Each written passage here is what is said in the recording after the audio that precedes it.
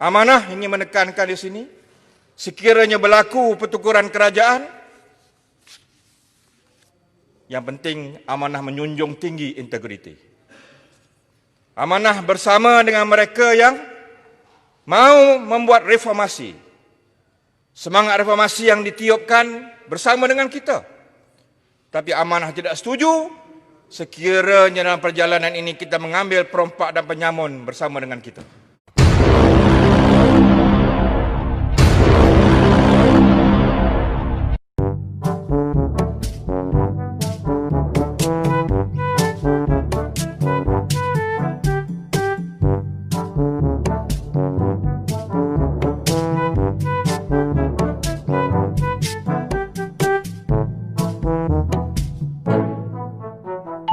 Agensi Perisikan Pusat Amerika Syarikat CIA mendakwa wujud bukti pembibitan Tun Dr. Mahathir Mohamad dalam skandal Bank Bumiputra atau Bumiputra Malaysia Finance Limited BMF semasa pentadbirannya. Skandal era 80-an itu menyebabkan $1 bilion Amerika atau ketika itu 2.29 bilion ringgit lesap.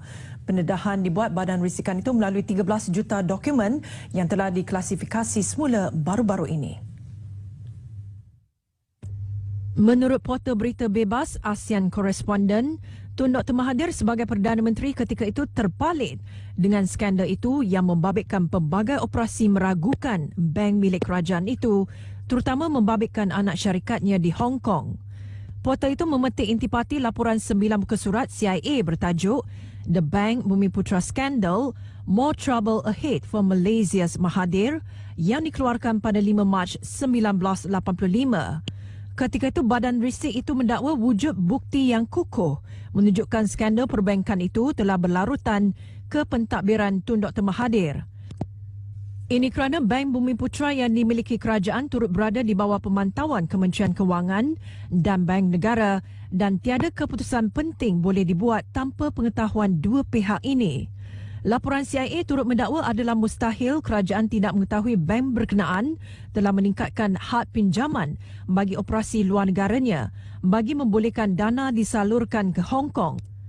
Ketika itu, Bank Bumiputra dan anak syarikatnya di Hong Kong didakwa telah mengeluarkan pinjaman bernilai berbilion ringgit kepada spekulator hartanah Hong Kong termasuk The Carrion Investment Limited, Carrion Group. Laporan agensi itu turut menyentuh pembabitan ahli perniagaan Hong Kong, George Tan, yang dipercayai ada kaitan dengan Parti UMNO yang diterajui Tun Dr. Mahathir dan gabungan parti dominan dalam kerajaan ketika itu. CIA turut mendakwa ramai peniaga dan ahli perbankan percaya kerajaan telah menjadikan 6 individu sebagai kambing hitam dalam skandal ini untuk melindungi beberapa orang pegawai kanan kerajaan.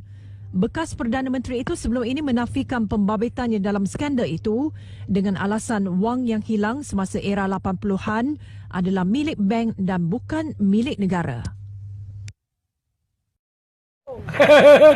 Ngopi ơi, ngopi. Ngopi.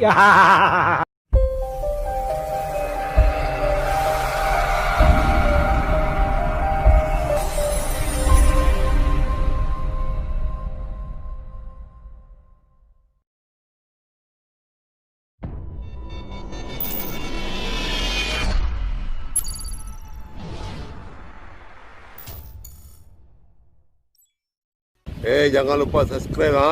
Ingat ha, subscribe ha.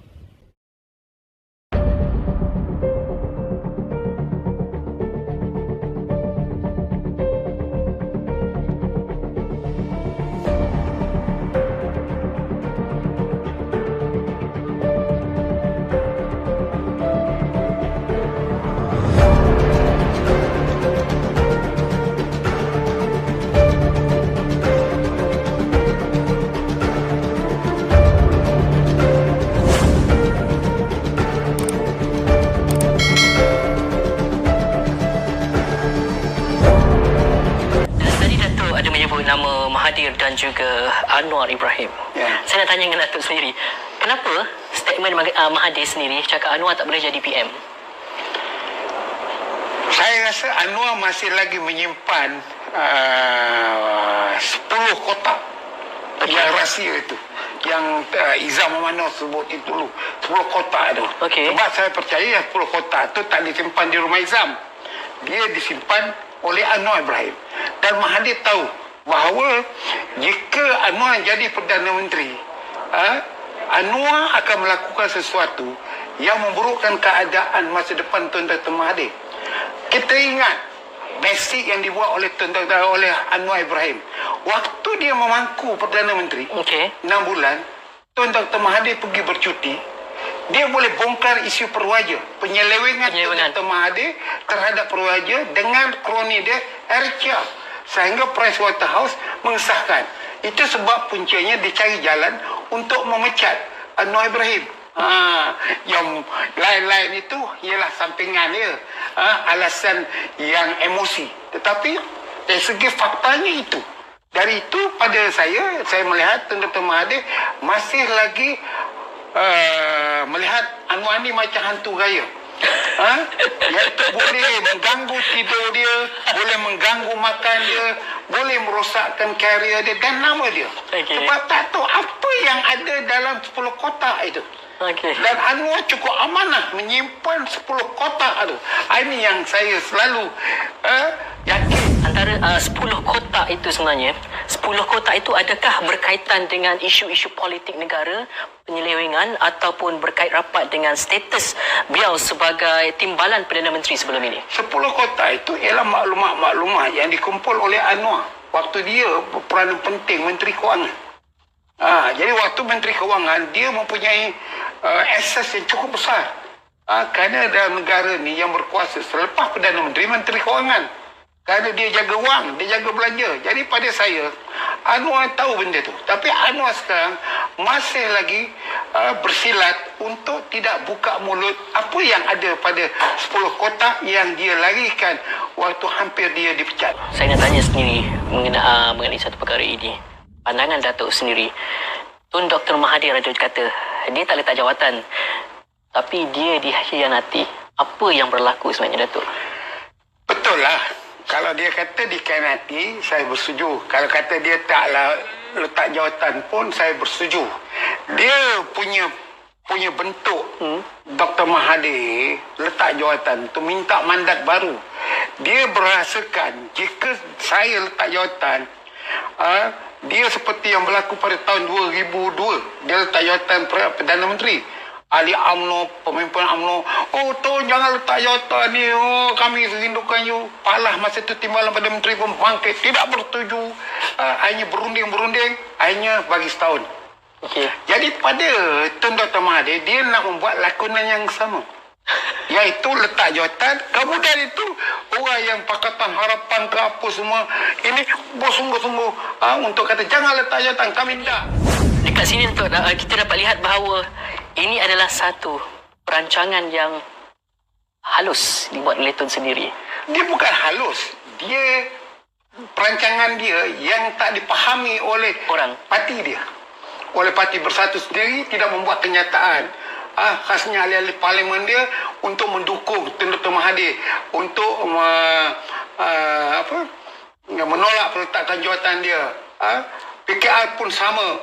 DAP pun sama. Kalau kita tengok senario masa itu, patutnya masa itu Tan Sri Mahyudin lah jadi panglima dia, ataupun Dr. Wan Azizah menjadi panglima dia sebagai timbalan Perdana Menteri, pergi menghadap M. Tuan Agong, membawa surat menarik balik surat peletakan jawatan Dr. Mahathir itu.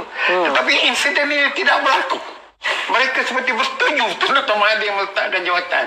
Kerana apa berlaku masa itu ialah kerana sentimen kononnya untuk Melayu nak menyingkirkan DAP. Jadi DAP menjadi kambing hitam lah. Dan bila ini berjaya, tersingkirlah Dr. Mahathir jadi baik. Jadi saya bersetuju lah, dia tidak letak jawatan dan dia dikhianati. Kenapa yang di-Pertuan Agong atas nasihat Perdana Menteri interim pada waktu itu tidak terus membubarkan parlimen? Sebab kita tahu PRU, pilihan raya ini, yang menang sebelum ini mendapat mandat daripada rakyat. Jika perkara ini berlaku, sesuatu perkara itu orang kata macam pintu belakang. Kenapa mereka tidak memikir perkara itu sebelum ini? Dia masalahnya mandat rakyat tidak wujud. waktu keputusan pilihan raya 2018 kerana tak ada parti majoriti. Yang wujud ialah mereka bergabung dengan berbagai parti untuk menubuhkan satu kerajaan. Ini dibenarkan dalam sistem demokrasi. Jadi itu bagi membubarkan parlimen, tak ada sebab untuk membubarkan parlimen. Kerana kesilapan teknikalnya, mereka tak boleh membaca. Kenapakah Tun Dr. Mahathir meletakkan jawatan tanpa membawa timbalan Perdana Menteri? Amalannya, apabila Perdana Menteri letak jawatan, tempatnya akan diganti oleh timbalan dalam masa yang sama. Itu amalan dia. Sejarah politik Malaysia semua macam itu. Jadi apa yang berlaku dalam itu, dia tak lakukan. Jadi yang di sini pengkaji politik dalam parti-parti mereka, sama ada PKR ke PBM kan, tidak dapat membaca. Apa maksud Tun tu? Tun mengharapkan yang sama ada kamu buang DAP, kalau kamu tak suka DAP, kamu semua bergabung. Dan setelah tidak berlakunya benda itu, barulah Dr. Mahathir berkata, saya tidak boleh bekerjasama dengan UMNO. Sebenarnya, kalaulah UMNO memberikan sokongan kepada dia pada awal, sebab ada perjumpaan Presiden UMNO dengan dia. Kenapa dia panggil Presiden UMNO? Elok-elok khusus kat janda baik, panggil kereta peronda polis pergi jumpa dia. Maknanya dia dah menjelaskan apa yang sebenarnya. Tetapi UMNO pula kebetulan tidak mahu dia. UMNO mungkin kajian sekarang ini dirancang oleh UMNO sendiri yang mencadangkan Muhyiddin jadi Perdana Menteri.